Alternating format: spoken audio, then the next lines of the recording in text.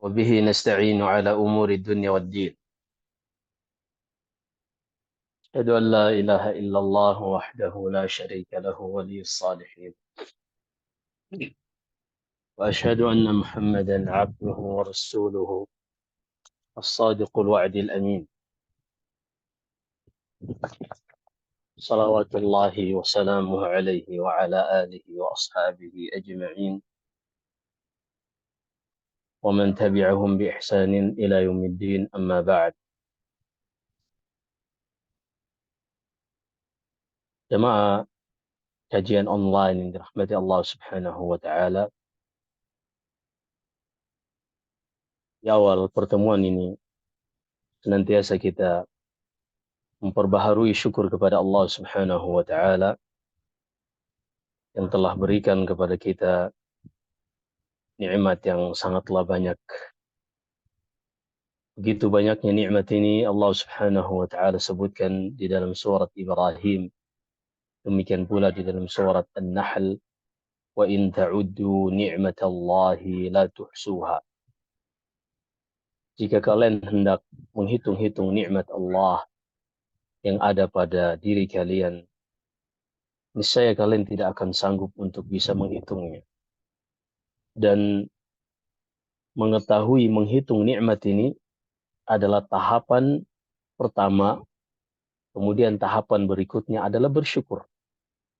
Sehingga kalau menghitungnya saja kita tidak sanggup, lalu mensyukurinya lebih jauh dari harapan dan cita-cita. Maka kita hanya bisa mengharapkan rahmat Allah Subhanahu wa taala agar memaafkan dan mengampuni segala hal yang banyak yang belum kita syukuri, banyak hal dari nikmat Allah yang belum kita ketahui, di antaranya nikmat yang sebentar lagi kita akan berjumpa dengannya, yaitu bulan Ramadan, yang dahulu para salaf, para ulama dahulu dari kalangan sahabat, tabi'in dan setelahnya, sebagaimana yang disebutkan Al-Imam Ibnu Rajab Al-Hanbali dalam kitabnya Lataiful Ma'arif, kanu yas'aluna Allah bulugha Ramadan qabla 6 ashhur. Dahulu 6 bulan sebelum datangnya bulan Ramadan, para ulama ini meminta, berdoa kepada Allah agar Allah mengizinkan mereka berjumpa dengan bulan Ramadan. Dan tentunya apa yang dilakukan oleh para salaf ini memiliki alasan, memiliki sebab.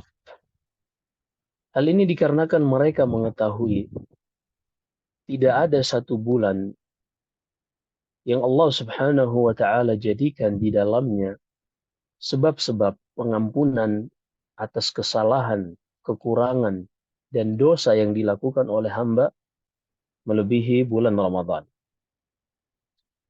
Dahulu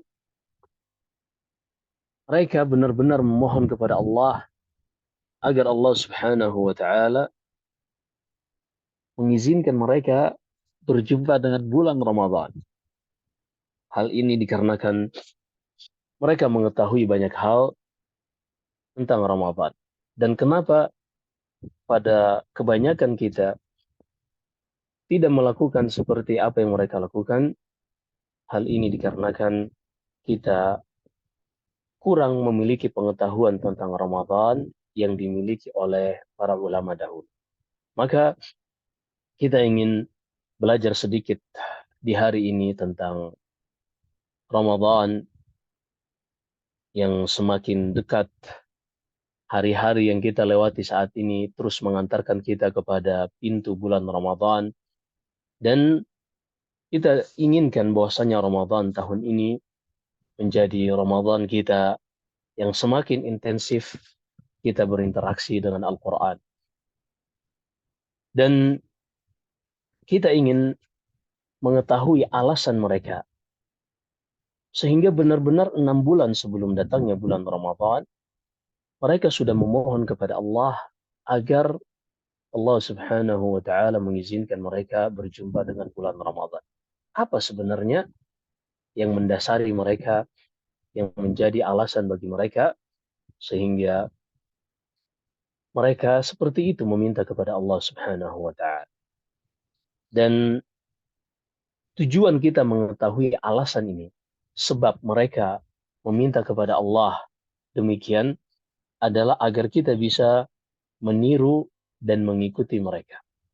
Karena manusia pada dasarnya mereka mencontoh orang lain, meniru dan mengikuti orang lain lebih mudah dibanding mereka berinisiatif atau berinovasi sendiri.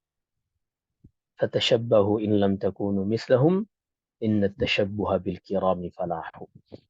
Maka dengan kita mengetahui alasan mereka, kita berharap juga bisa mengikuti jejak mereka di dalam mempersiapkan diri menghadapi bulan Ramadan.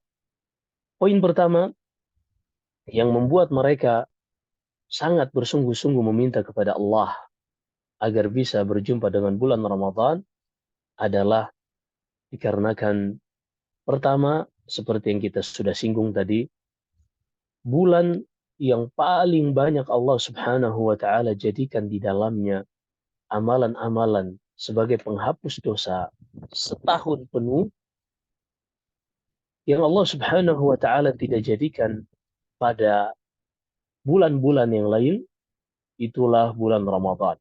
Allah Subhanahu wa taala jadikan di dalam bulan Ramadan ini ada puasa Ramadan. Yang mana puasa Ramadan ini tidak kita dapatkan di bulan yang lain. Karena Allah Subhanahu wa taala wajibkan puasa Ramadan atau puasa wajib hanya pada bulan Ramadan. Dan puasa Ramadan ini pertama kali diwajibkan adalah tahun kedua Hijriah di bulan Sya'ban. Sebulan setelahnya Rasulullah sallallahu alaihi wasallam melakukan yang namanya perang Badar. Maka pada saat itu perang Badar ini salah satu keistimewaannya adalah terjadi di bulan Ramadan dan pada saat itu kaum muslimin menang. Baik, Nabi sallallahu alaihi wasallam bersabda menyebutkan tentang keutamaan bulan Ramadan. Kata Rasulullah sallallahu alaihi wasallam dalam Sahih Bukhari hadis Abu Hurairah radhiyallahu taala an, "Man shama Ramadhana imanan wa ihtisaban, ghufira lahu ma taqaddama min dhanbihi." Siapa saja yang berpuasa di bulan Ramadan dikarenakan motivasi dua hal. Yang pertama, karena beriman kepada Allah. Kemudian yang kedua, mengharapkan pahala di sisi Allah. Maka niscaya Allah Subhanahu wa taala akan ampuni dosa-dosanya yang telah berlalu selama setahun penuh. Bahkan sebelum tahun-tahun yang sebelumnya, semua kesalahan yang pernah ia lakukan, kalau dia berpuasa di bulan Ramadan, dilandasi oleh dua motivasi ini, beriman kepada Allah dan mengharapkan pahala di sisinya, maka Allah Subhanahu wa taala akan ampuni dosa-dosanya. Kemudian yang kedua, di dalam bulan Ramadan ada ibadah yang Allah Subhanahu wa taala syariatkan secara berjamaah yang tidak disyariatkan di bulan-bulan yang lain secara mutlak, yaitu berkaitan tentang tarawih.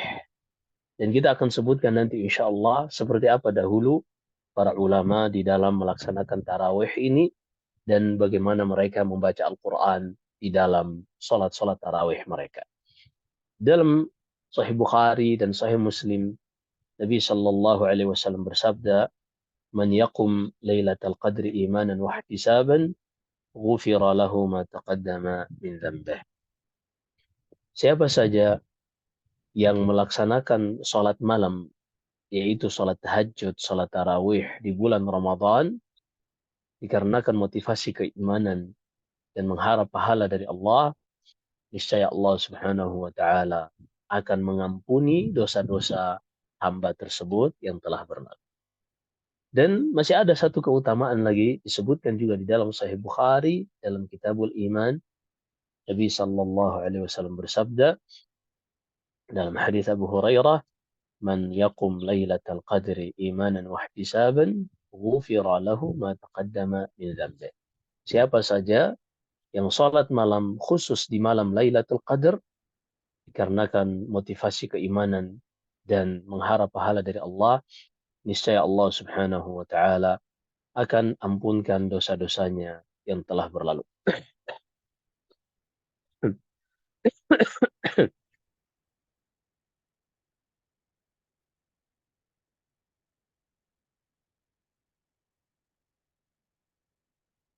Baik. Maka ini di antara motivasi para salaf dahulu, yang mereka ini manusia yang menyadari akan banyaknya kekurangan yang mereka lakukan dalam hidup ini, banyaknya dosa yang disengaja ataupun tidak sengaja yang telah mereka jatuh ke dalamnya, dan juga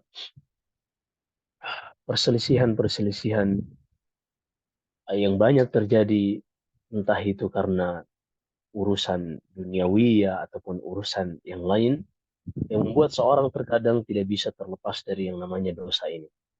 Sehingga ketika mereka mengetahui ada satu bulan yang Allah Subhanahu wa taala jadikan bulan yang istimewa, di dalamnya Allah ampunkan dosa para hamba, maka mereka pun benar-benar secara jujur meminta kepada Allah Subhanahu wa taala bahkan 6 bulan sebelum datangnya bulan tersebut agar Allah mengizinkan mereka berjumpa dengan bulan Ramadan.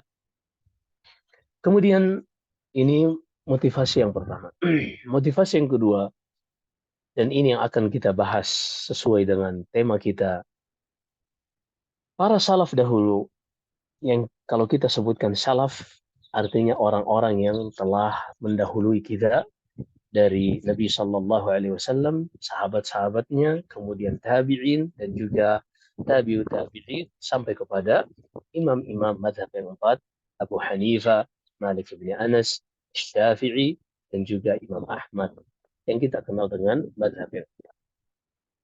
Para salaf dahulu, di antara motivasi yang membuat mereka benar-benar bersungguh-sungguh meminta kepada Allah Subhanahu wa taala agar diizinkan berjumpa dengan bulan Ramadan adalah karena mereka mengetahui tentang keutamaan bulan Al-Quran. Yang mana Al-Quran ini Allah Subhanahu wa taala sebutkan di dalam surat Al-Baqarah diturunkan di dalam bulan Ramadan. Allah berfirman, "Syahrul Ramadan alladzi unzila fihi Al-Quran hudan lin-nasi wa bayyinatin minal huda wal furqan." Bulan Ramadan adalah bulan Allah Subhanahu wa taala menurunkan Al-Quran sebagai hidayah, petunjuk, dan penjelas bagi manusia. Dan juga Allah Subhanahu wa taala berfirman di dalam surat Al-Qadar, "Inna anzalnahu fi lailatul qadar." Sungguh kami telah menurunkan Al-Quran ini di malam penentuan, yaitu malam Lailatul Qadar. Kita akan sebutkan nanti kenapa Lailatul Qadar dikatakan sebagai bulan penentuan atau malam penentuan. Para salaf dahulu, ketika mereka mengetahui bulan Ramadan ini adalah bulan Allah Subhanahu wa taala menurunkan Al-Qur'an, maka mereka mendapati ada makna yang spesial dengan bulan Ramadan. Sehingga mereka pun menjadikan Ramadan ini sebagai hari-hari yang spesial, yang istimewa dalam hidup mereka. Disebutkan dalam biografi Al-Imam Malik bin Anas, Imam Madhab Maliki, beliau ini dahulu sehariannya mengajar, menyampaikan hadis dan juga memberikan fatwa, menjawab pertanyaan-pertanyaan kaum muslimin. Tapi kalau sudah masuk bulan Ramadan, beliau meninggalkan majelis tahdits, beliau berhenti menyampaikan hadis, dan juga beliau tidak membuka ruang untuk orang-orang meminta fatwa. Beliau fokus untuk membaca Al-Quran. Di siang hari dan juga untuk sholat malam di malam hari. Demikian juga dahulu Al-Imam Asy-Syafi'i rahimahullah, jauh lebih hebat lagi, imam yang sangat kita agungkan di negeri kita ini, yang madhabnya kita ikuti. Dahulu Al-Imam Asy-Syafi'i rahimahullah, kata Ar-Rabi' ibn Anas, salah seorang muridnya, kana Asy-Syafi'i yakhtimu fi Ramadan 60 marrah. Dahulu Al-Imam Asy-Syafi'i mengkhatamkan di dalam bulan Ramadan 60 kali. Artinya sehari 2 kali. Subhanallahiladzim. Ini kalau kita bisa khatam dalam 1 bulan Ramadan sekali saja, itu sudah rekor yang luar biasa dalam hidup kita. Tapi kata Rabi' bin Anas,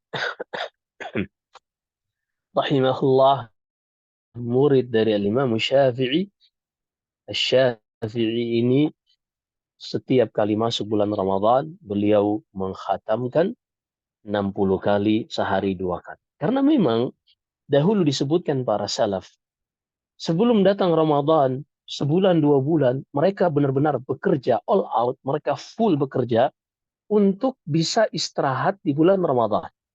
Jadi mereka mempersiapkan investasinya untuk uh, kebutuhan-kebutuhan pokok mereka di bulan Ramadan, agar nanti ketika masuk bulan Ramadan, mereka tidak tersibukkan lagi dengan perniagaan. Mereka benar-benar memfokuskan diri dengan interaksi mereka, baik itu Al-Quran dan juga salat malam di malam-malam Ramadan. Sehingga ketika kita mendengarkan Imam Syafi'i mengkhatamkan Al-Quran sehari 60 kali, dan ini bisa ya dibaca dengan cara hadar. Kalau kita baca dengan cara hadar itu 1 jam kita bisa dapatkan sekitar 3 juz baca hadar. Ini 1 jam bisa 3 juz, ada yang lebih cepat bisa 4 juz. Ini sangat mungkin. Sehingga mereka, itu kalau kita ya, kalau Imam Syafi'i mungkin bisa lebih cepat dari itu. Sehingga mereka di bulan Ramadan ini, mereka benar-benar sudah mempersiapkan diri. Bukan baru kaget ketika berjumpa dengan Ramadan, baru membuka mushaf. Enggak. Imam Syafi'i disebutkan dalam biografinya, beliau telah mengkhatamkan hafalan Al-Quran di usia 7 tahun.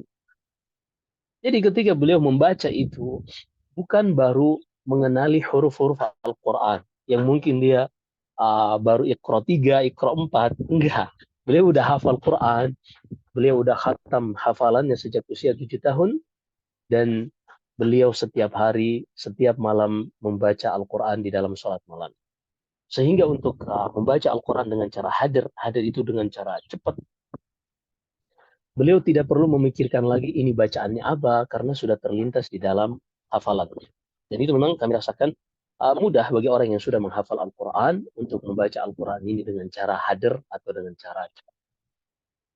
Al-Imam Syafi'i rahimahullah, ini di malam harinya beliau menghabiskan dengan sholat malam. Dan di siang hari beliau mengkhatamkan sampai 60 kali. Kemudian juga disebutkan uh, dari Al-Imam Al-Bukhari rahimahullah. Al-Imam Al-Bukhari yang kita kenal kitabnya dengan Sahihul Bukhari, kitab yang paling terpercaya di muka bumi ini setelah Al-Quran adalah Sahih Bukhari. Imam Al-Bukhari kata murid-muridnya, ketika masuk bulan Ramadan, orang-orang akan berkumpul di Masjid Al-Imam Al-Bukhari. Di tempat Al-Imam Al-Bukhari di situ salat. Mereka akan salat malam. Al-Imam Al-Bukhari ketika salat malam, beliau membaca setiap rakaat 20 ayat.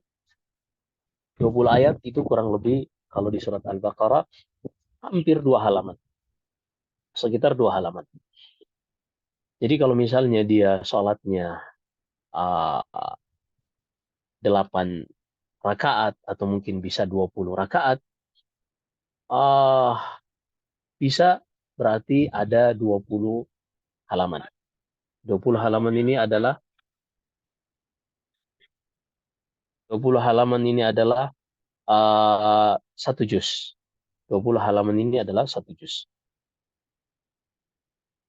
Tapi ternyata kata muridnya, Al-Imam Al-Bukhari membaca Al-Quran di dalam salat malamnya tidak hanya sampai di awal malam ketika beliau mengimami murid-muridnya atau sahabat-sahabat.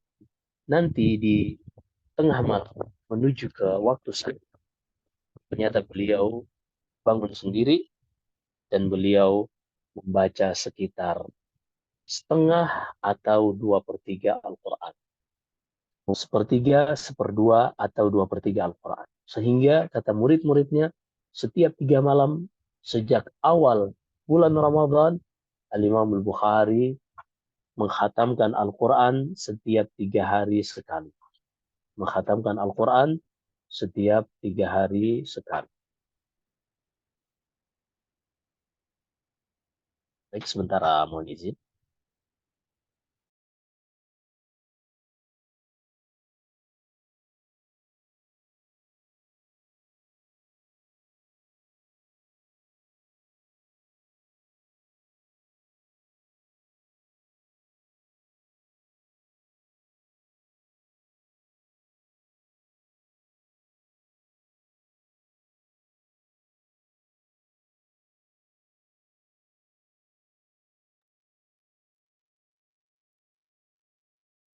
Baik, kita lanjutkan kembali. Mohon izin admin kalau misalnya waktunya habis atau kita harus tanya jawab, silakan diingatkan. Barakallahu fiik. Kemudian disebutkan dalam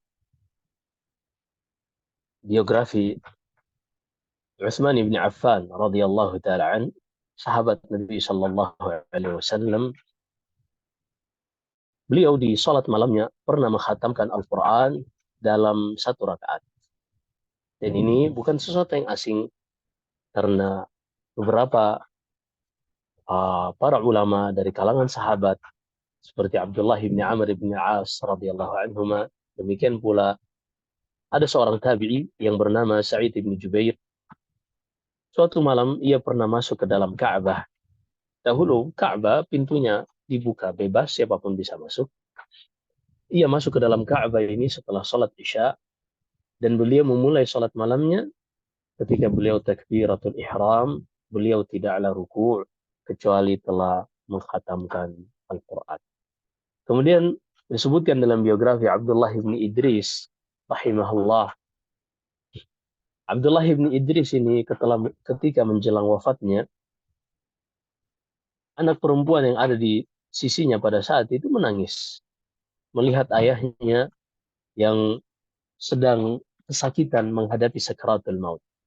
Lalu kata sang ayah ini, "La tabki ya bunayyati, fa inni qad khatamtul Qur'ana fi hadhihi zawiyati 4,000 khatmah." Jangan menangis wahai anakku, karena aku telah menghatamkan Al-Quran di dalam kamar ini dalam rangka menghadapi sakaratul maut ini sebanyak 4.000 kali khatam. Sebanyak 4.000 kali khatam. Ini luar biasa. Dahulu para salaf demikian, kita mungkin asing mendengarkan. Sehingga kata Al-Imam Nawawi, seorang ulama besar dalam madhab Syafi'i, beliau mengatakan, mungkin kita merasa asing dan merasa sangat luar biasa apa yang dilakukan oleh para ulama ini. Tapi ketahuilah, dahulu di zaman mereka, itu adalah hal yang sangat biasa. Karena semua orang melakukan itu. Bahkan disebutkan dalam biografi Abdullah bin Umar, tidak pernah mereka bangun di malam hari, kemudian mereka berkeliling kota Madinah, melainkan mereka menyaksikan setiap rumah, semuanya hidup dengan membaca Al-Quran, ada yang sambil sholat malam, ada yang membaca dari mushaf, ada yang mengulangi hafalannya. Tidak ada di antara mereka di malam hari tidur bagaikan bangkai, dan di siang hari bekerja bagaikan keledai. Yang entah sampai kapan mereka terus bekerja, entah sampai kapan mereka terus tidur, tidaklah mereka terbangunkan kecuali matahari yang mulai terik. Iya. Syahid kata Imam Nawawi, ini masalah mindset. Dahulu para ulama terbiasa mereka melakukan hal tersebut, sehingga mereka tidak kaget ketika melihat ada seorang khatam dalam 1 malam atau 2 kali khatam seperti Imam Syafi'i.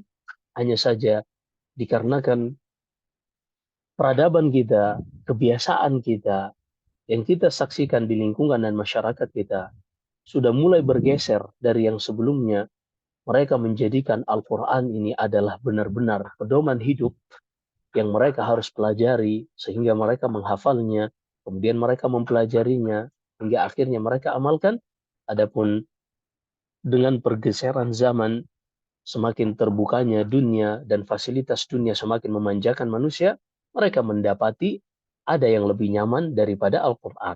Adapun di zaman itu, mereka mendapati Al-Quranlah yang benar-benar menjadi penenang hati mereka. Kalau kita ingin melihat bagaimana dahulu para salaf menghabiskan waktu di depan mushaf Al-Quran sehingga mereka bisa menghatamkan sampai 4.000 kali, lihatlah orang-orang yang sibuk menyekrol Facebook, menyekrol Instagram, menyekrol short video, atau orang-orang yang bermain game. Bahkan mereka lupa makan, mereka lupa untuk melakukan hal-hal yang produktif bagi mereka. Lebih dari itu, mereka lupa bahwasanya setiap detik yang mereka lewati semakin mendekatkan mereka kepada garis finish kematian mereka, namun mereka belum mempersiapkan bekal sedikit pun. Adapun dahulu para salaf, mereka benar-benar berinteraksi dengan Al-Quran ini persis seperti kita berinteraksi dengan smartphone kita. 2/3 waktu kita semuanya habis dengan mereka berinteraksi dengan Al-Quran sebagaimana kita berinteraksi dengan smartphone. Inilah yang membuat kita mungkin merasa takjub, merasa heran, merasa sepertinya uh, tidak mungkin untuk kita melakukan seperti apa yang dilakukan para salaf dahulu. Ini dikarenakan masalah mindset, pola pikir kita, lingkungan kita yang telah membentuk mindset kita, mengajarkan kita bahwasanya membaca Al-Quran itu cukuplah setahun sekali. Ketika Ramadan itu pun khatamnya cuma sekali. Itu yang kita saksikan di tengah-tengah masyarakat. Dan hal seperti ini persis seperti kalau kita mengajarkan kepada kaum muslimin bahwasanya Rasulullah SAW dahulu ketika berwudu hanya menggunakan air satu cidukan saja. Ya, Rasulullah berwudu dengan satu cidukan. Kalau kita mengajarkan ini atau mengedukasi kaum muslimin kita berwudu itu cukup dengan satu cidukan, mereka langsung mengatakan mustahil. Untuk nyuci tangan aja baru sekali. Iya, belum bisa untuk kumur, menghirup air ke hidung kemudian mengeluarkannya, cuci muka dan seterusnya. Padahal dahulu Nabi Shallallahu Alaihi Wasallam cukup, dan siapa saja yang mengikuti melihat para ulama yang menjelaskan tentang wudhunya Rasulullah, dia tidak akan merasa asing. Karena wudhu itu pertama yang wajib-wajib hanyalah satu kali. Kemudian wudhu itu dikarenakan mindset kita ketika kita ingin berwudhu, kita langsung membuka keran dan air langsung ngocor dengan derasnya, sehingga kita sulit untuk mencerna bagaimana dahulu Rasulullah SAW berwudhu. Padahal sangat sederhana, tidak perlu untuk menggunakan air secara berlebihan, secara mubadzir, tapi dengan satu cidukan ini ternyata seorang bisa berwudhu, atau mungkin dengan satu gelas aqua, satu uh, gelas air mineral, bisa cukup untuk seorang berwudhu. Maka bulan Ramadan ini sebentar lagi kita akan jumpai, ketahuilah orang-orang dahulu sebelum kita, mereka memiliki cita-cita yang sangat besar dengan berjumpa dengan bulan Ramadan ini, dan mereka memiliki suatu amalan yang harusnya kita renungkan pada diri kita. Mereka itulah manusia-manusia yang menginginkan surga. Dan seperti itulah cara mereka mendapatkan surga. Lalu kita sekarang melihat diri kita sangat malas membaca Al-Quran. Sebenarnya kita menginginkan surga atau tidak? Iya. Ini dikarenakan ilmu mereka tentang surga benar-benar mendalam. Adapun kita sangat jarang mempelajari tentang surga, apalagi ingin tahu tentang neraka. Yang kita tahu adalah hari ini bagaimana apa menu yang kita makan, kita ngopi di mana, kemudian apakah paket data kita masih ada, apalagi kita sebentar lagi menunggu gimana nanti hasil pemilihan, hasil pemilu dan seterusnya. Yang semuanya ternyata setelah kita perhatikan sedikit demi sedikit menggeser kita untuk lebih banyak berinteraksi dengan Al-Quran. Padahal Allah sebutkan, Innal ladzina utul ilma min qablihi idza yutla alaihim yakhruna lil azqani sujada. Pada 4 ayat terakhir dari surat Al-Isra, Allah Subhanahu wa taala sebutkan yang namanya orang-orang yang menginginkan surga dari umat-umat sebelum kalian hingga umat ini, mereka adalah orang-orang yang benar-benar membaca kitab suci mereka, yang membaca Al-Quran, kemudian memahami, mentadaburi, dan berusaha untuk mengamalkannya. Maka satu hal, tadi kita sudah sebutkan bahwasanya meniru itu bagi seorang lebih mudah daripada ia berinovasi sendiri atau dia mencoba untuk berinisiatif sendiri.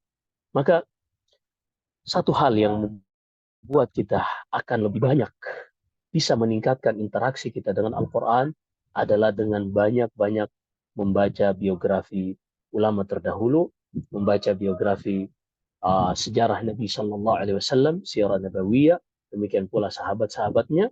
Ini diantara yang akan membantu kita semua untuk lebih intens, lebih banyak lagi berinteraksi dengan Al-Quran. Baik, 5 menit lagi, setelahnya kita lanjut dengan tanya jawab, insyaAllah. Syahid, lalu apa yang harus kita lakukan sebenarnya? Kalau kita sudah melihat diri kita sepertinya Ustadz jauh dari untuk bisa seperti salaf dahulu. Untuk kita bisa menghatamkan dengan jumlah yang sangat luar biasa seperti mereka. Seakan-akan itu hanyalah cerita-cerita masa lalu yang hanya kita bisa kenang, tidak mungkin bisa diikuti. Ketahuilah, dengan kita mendengar kisah mereka ini, sebagaimana pula seperti kita misalnya mendengarkan kisah Nabi Ayub. Kalau ada yang pernah membaca kisah Nabi Ayub, dia akan mengetahui tidak ada satupun manusia yang Allah ciptakan yang ujiannya lebih berat daripada Nabi Ayub. Nggak ada. Sebagaimana tidak ada satupun manusia yang Allah berikan kekayaan yang kekayaannya mengalahkan Nabi Sulaiman alaihissalam. Apa hikmahnya sebenarnya? Kita lihat. Disebutkan Ibnu Jarir At-Tabari rahimahullah dengan sanadnya, bahwasanya nanti di hari kiamat kelak Allah Subhanahu wa taala akan membangkitkan 3 nabi. Nabi Ayub, Nabi Yusuf, dan juga Nabi Sulaiman alaihissalam. Kemudian Allah Subhanahu wa taala pertama kali akan memanggil Nabi Ayub. Lalu Allah berdirikan di belakang Nabi Ayub orang-orang miskin. Lalu Allah bertanya kepada orang-orang miskin ini, wahai orang-orang miskin, apa yang membuat kalian dahulu tersibukkan dari beribadah kepadaku semasa hidup di dunia? Mereka pun mengatakan, ya Allah, kami miskin, kami harus kerja, kami butuh makan, sehingga waktu kami habis diperuntukkan untuk mencari rezeki ini, ya Allah. Apa kata Allah? Hada abduna Ayyub. Lihatlah, ini hamba kami Ayyub. Tidak ada yang lebih miskin dari dia. Tidak ada yang lebih susah dari dia. Tidak ada yang penyakitnya lebih berat dari dia. Tapi semua itu tidaklah membuat ia lalai dari beribadah kepada kami. Ayyub alaihissalam. Maka orang-orang miskin pun ketika itu tidak memiliki argumen lagi yang bisa diterima di sisi Allah. Maka mereka pun dihinakan di dalam neraka wal'iyadzubillah. Kemudian Allah Subhanahu wa taala mendatangkan Sulaiman alaihissalam, dan di belakangnya dihadapkan orang-orang kaya. Di belakangnya didatangkan orang-orang kaya semasa hidup di dunia. Lalu mereka ditanya, wahai hamba-hambaku, orang-orang kaya, apa yang membuat kalian tidak beribadah kepadaku? Mereka pun mengatakan, ya Allah, dahulu kami punya harta ini, punya aset itu, yang kami harus jaga, kami harus atur maintenance-nya, sehingga kami tersibukkan dari beribadah kepadamu, ya Allah. Apa kata Allah? Hadza abduna Sulaiman. Ini hamba kami Sulaiman. Lebih kaya dari kalian. Lebih hebat kerajaannya dari kalian. Pemerintahannya lebih luas daripada kalian. Tapi semua itu tidak melalaikannya dari beribadah kepada Allah Subhanahu wa taala. Maka perhatikan di sini, ketahuilah apa yang kita dengar dari para salaf dahulu, bagaimana Nabi Shallallahu Alaihi Wasallam beliau di malam hari, kata Bilal, sepanjang apalagi 10 hari terakhir, beliau tidak pernah tidur, beliau menghidupkan malam-malamnya untuk sholat malam, sampai kedua kaki beliau bengkak. Kemudian kita sudah dengarkan dari sahabat-sahabatnya, juga dari para tabi'in, ketahuilah, semuanya itu sebagai argumen yang Allah perdengarkan kepada kita, yang Allah perlihatkan kepada kita, bahwasanya ada manusia-manusia dengan kesibukan mereka, dengan harta mereka, dengan ujian mereka, semuanya itu tidak menghalangi mereka untuk tetap bisa membaca Al-Quran di bulan Ramadan, untuk tetap bisa menjaga sholat malam di bulan Ramadan, dan juga untuk bisa melakukan ibadah-ibadah kepada Allah Subhanahu wa taala. Maka jadikanlah mereka ini sebagai motivasi, bukan hanya untuk mendengar cerita kemudian lewat, masuk telinga kanan, keluar telinga kanan juga, tapi jadikanlah mereka ini sebagai motivasi agar memberikan semangat bagi kita bahwasanya bisa seorang untuk lebih banyak menghatamkan Al-Quran. Bisa untuk seorang lebih banyak di dalam berinteraksi dengan Al-Quran. Dan bisa untuk seorang lebih lama untuk bermunajat kepada Allah, menegakkan salat malam di malam-malam bulan Ramadan khususnya, dan di selain bulan Ramadan sepanjang tahun secara umum. Baik, ini yang bisa kita sampaikan. Semoga apa yang kita dengarkan semakin menambah motivasi kita semua untuk lebih intens, untuk lebih banyak memberikan porsi dan waktu bagi Al-Quran. Di bulan Ramadan ini, kita harus jadikan bulan Ramadan 1445 Hijriah ini berbeda dari bulan-bulan Ramadan sebelumnya. Karena kita harus sadar, hakikatnya setiap usia kita bertambah, kita semakin didekatkan dengan garis finish usia kita. Maka kalau kita tidak jadikan bulan Ramadan ini lebih baik daripada bulan Ramadan tahun lalu dan tahun-tahun sebelumnya, lalu kapan kita bisa mengamalkan sabda Nabi Shallallahu Alaihi Wasallam, al-kayyisul fatin, seorang Muslim itu seorang yang cerdas dan pinter, yang dia menjadikan akhir usianya selalu lebih baik daripada pertengahan dan awal-awal usianya. Baik, ini yang kita sampaikan. Kita kembalikan kepada moderator. Wallahu a'lam. Masya Allah, jazakallah khair Ustaz motivasinya nih. Ini semoga kita bisa ini ya termotivasi dan kita ciptakan ini ya Ustaz ya, resolusi Ramadan ini khatam berapa kali. Kalau udah bikin resolusi kan kita nanti bikin target hariannya berapa gitu Ustaz ya.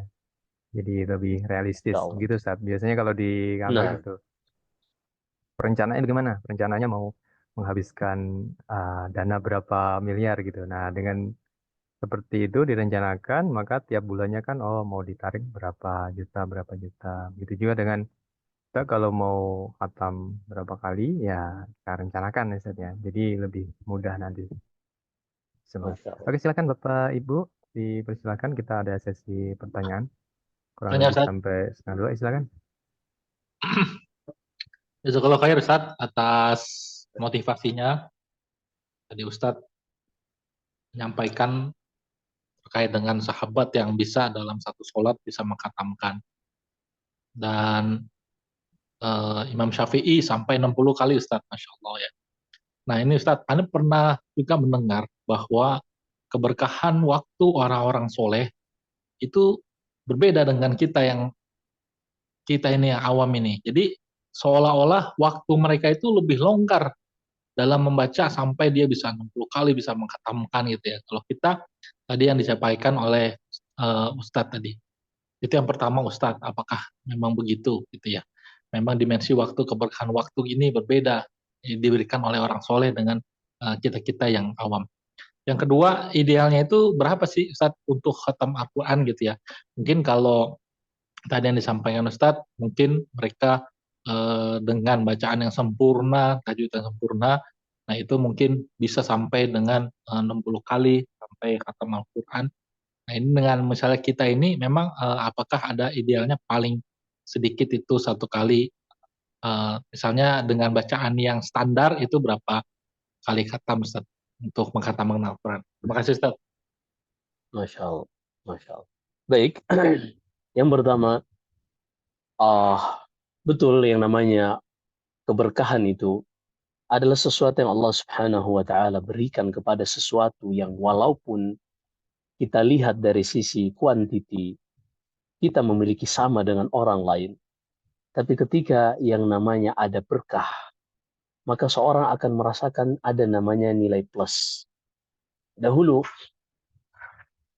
para salaf, kita ambil contoh misalnya, Nabi Sallallahu Alaihi Wasallam, panutan terbaik kita, adalah orang yang melewati waktu sama dengan kita memiliki waktu juga. Kita memiliki waktu juga. Tapi beliau bisa membagi waktunya untuk tidur di sepertiga dari malamnya.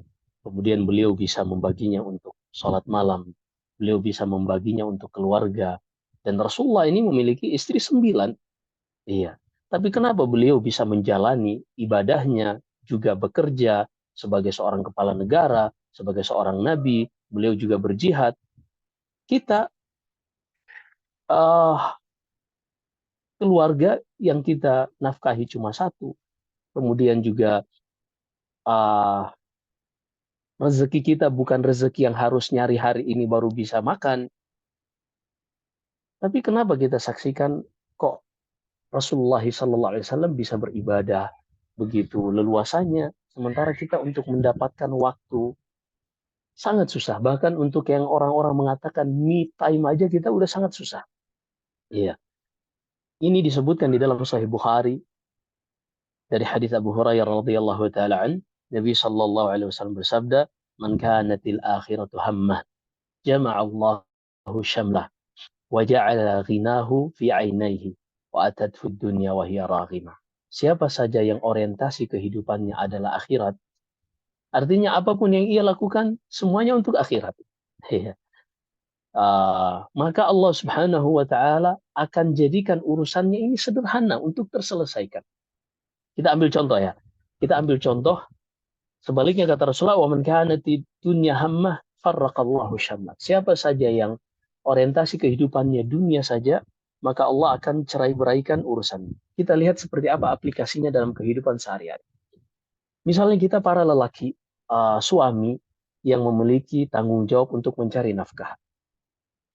Perhatikan di sini, ketika setiap hari kita keluar dari rumah, banting tulang, peras keringat, kita pulang ke rumah dan kita kasih ke istri kita hasil keringat kita, hasil jeripayah kita. Tapi tahu nggak, wanita memiliki tabiat yang disebutkan oleh Nabi Shallallahu Alaihi Wasallam di dalam Sahih Bukhari. Kata Rasulullah, "Uridu nar faida aktsaru ahlihan nisa." Aku diperlihatkan neraka dan aku menyaksikan mayoritas penduduknya adalah wanita. Yakfurna, dikarenakan mereka kufur. Para sahabat bertanya, "Ya Rasulullah, apakah mereka kufur kepada Allah?" Kata Rasulullah, enggak. Mereka kufur kepada suami-suami mereka dan mereka tidak mensyukuri pemberian suami-suami mereka. Artinya apa? Kata Rasulullah, bentuk kekufuran mereka terhadap suami dan kebaikan suami, "Idza ahsanta ila ihdahunna dahar, thumma ra'at minka syai'an, qalat ma ra'aitu minka khairan qat." Kalau engkau berbuat baik kepadanya sepanjang tahun, kemudian ia melihat darimu satu kejelekan yang tidak ia sukai, maka dia langsung mengambil kesimpulan, "Aku tidak pernah melihat kebaikan darimu sedikit pun." Maka seorang laki-laki, seorang suami, kalau seandainya dia benar-benar menjadikan di dalam bekerja, mencari nafkah, ridho istrinya adalah tujuannya, maka sesuatu yang sangat mustahil yang tidak akan dia dapatkan. Karena tabiat wanita, walaupun kita sebaik apapun, seperti itu. Yang disebutkan oleh Rasulullah, Allah menciptakan mereka demikian yang merupakan ujian bagi wanita itu sendiri.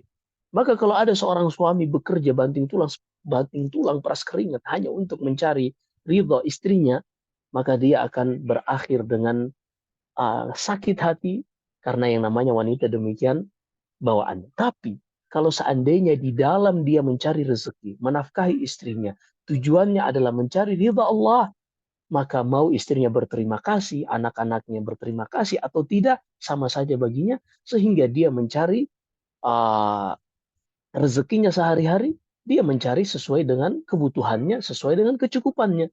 Dia tidak pernah mencarinya sesuatu untuk hanya menyenangkan istrinya, hanya untuk benar-benar mengamankan investasi bagi 7 turunan dari anak keturunannya, padahal dia sendiri tidak pernah menikmatinya, sehingga setiap hari ia bekerja banting tulang peras keringat, entah kapan ia nikmati, keburu meninggal, dibebankan yang menikmati adalah ahli warisnya, dan hisabnya dibebankan kepadanya.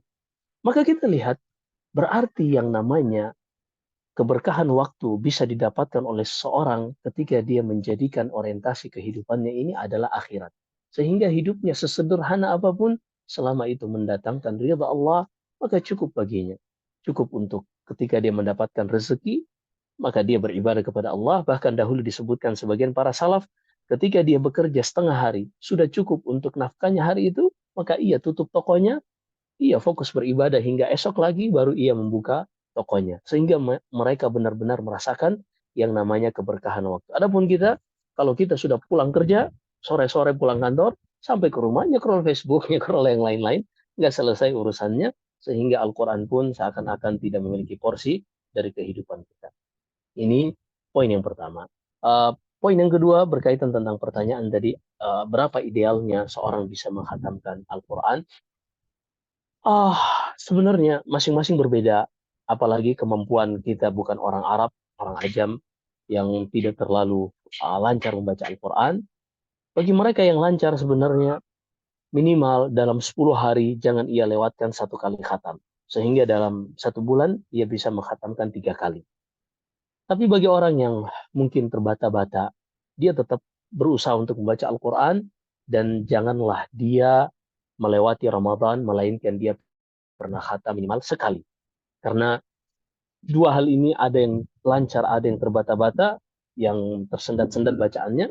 Ini disebutkan dalam hadis Aisyah, Nabi sallallahu alaihi wasallam bersabda, "Al-mahiru ma'al Qur'an, al-mahiru bil Qur'an ma'as safarati kiramil bararah." Seorang yang mahir membaca Al-Qur'an, dia akan bersama malaikat-malaikat yang mulia. "Walladzi yaqra'ul Qur'ana wa yatata'u fihi falahu ajran." Dan seorang yang terbata-bata membaca Al-Qur'an dan susah baginya, dia tetap mendapatkan 2 pahala di sisi Allah Subhanahu wa taala. Pertama, pahala ia membaca Al-Qur'an, kemudian pahala usaha yang ia lakukan walaupun ia membacanya dengan terbata-bata. Maka ini tentunya masing-masing orang berbeda, tapi idealnya seorang tidak melewatkan 1 bulan Ramadan, melainkan dia telah menghatamkan Al-Qur'an. Demikian, wallahu a'lam. Masya Allah, jazakallah khair Ustaz pencerahannya. Silakan Bapak Ibu, barangkali masih ada yang ingin bertanya langsung kepada Ustaz. Atau bisa diketik di kolom chat.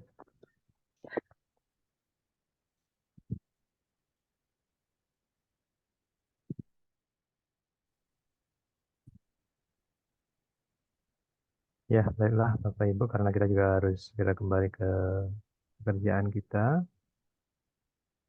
Mohon izin Ustaz memberikan kalimat penutup. Selanjutnya langsung kita tutup. Tafadhol. Tafadhol.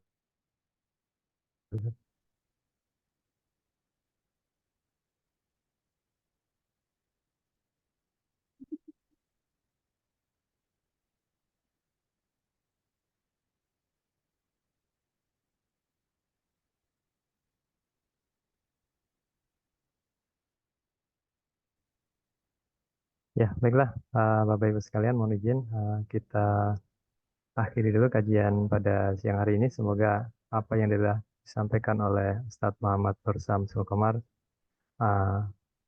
menjadikan ilmu yang bermanfaat bagi kita dan untuk kita amalkan, dan sangat memotivasi kita untuk meraih pahala yang maksimal, khususnya di bulan Ramadan nanti. Jadi supaya nanti kita bisa panen pahala, ya kita persiapkan dari sekarang.